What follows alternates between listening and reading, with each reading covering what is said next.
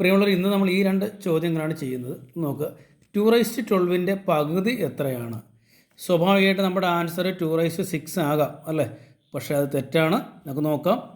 2/12 പകുതി എന്ന് പറയുന്നത് 2 കൊണ്ട് ഡിവൈഡ് ചെയ്യുക എന്നുള്ളതാണ്. ഇവിടെ നോക്കുക, നമുക്ക് വേണ്ട 2നെ 2/1 എന്ന് എഴുതാം. 2/1 എന്ന് പറയുന്നത് 2 തന്നെയല്ലേ?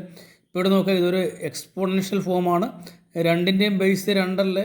ബേസ് 2 ആണെങ്കിൽ 2 എഴുതുക, എന്നിട്ട് ഈ പവറുകൾ തമ്മിൽ മൈനസ് ചെയ്യുക. ഡിവൈഡ് ചെയ്യാൻ പറയുന്നത് കൊണ്ടാണ് പവറുകൾ തമ്മിൽ മൈനസ് ചെയ്യുക. ഇവിടെ ഒരു 12 ഉണ്ട്, താഴെ ഒരു 1 ഉണ്ട്. മൈനസ് ചെയ്ത് കഴിഞ്ഞാൽ നമുക്ക് 2/11 എന്ന് കിട്ടും. ഇതാണ് നമ്മുടെ ആൻസർ. ഇവിടെ വന്നാലോ, 2/12 കാൽഭാഗം എത്രയാണ് ചോദിച്ചിരിക്കുന്നത്. അവിടെ നിന്നൊക്കെ വേണമെങ്കിൽ അത് 2/3 എന്നൊക്കെ നമ്മൾ വേണമെങ്കിൽ എഴുതാം, 2³ എന്നൊക്കെ വേണമെങ്കിൽ പറയാം. തെറ്റാണ്. എന്താണ് 2/12 കാൽഭാഗം എന്ന് പറയുന്നത് 4 ആണ്. ഇത് നമുക്ക് വേണമെങ്കിൽ ഒന്നുകൂടെ ഒന്ന് അറേഞ്ച് ചെയ്താൽ 2/12 4നെ നമുക്ക് വേണമെങ്കിൽ 2² എന്ന് എഴുതാം.